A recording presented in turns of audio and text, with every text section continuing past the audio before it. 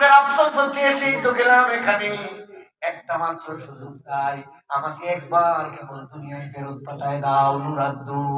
দুনিয়ার থেকেই তো এখানে আসছিস, আবার কেন দুনিয়ায় যেতে চাস? আল্লাহ, দুনিয়ায় দুইটা কাজ আমরা ভুল করে আসছি।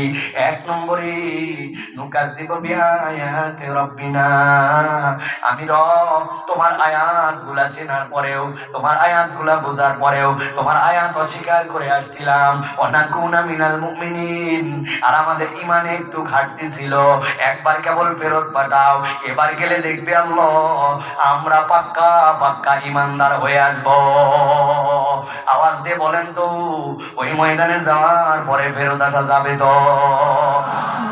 আল্লাহ কোরআনুল কারীমের মধ্যে বলতেছেন তাদের জন্য আল্লাহ রাব্বুল আলামিন অগ্রিম বলে রেখেছেন, আলাম ইয়াতিকুম রাসূলুম মিনকুম ইয়াতলুনা আলাইকুম আয়াতি রাব্বিকুম ওয়া ইয়ানযিরুনাকুম লিকা ইয়াউমিকুম হাযা।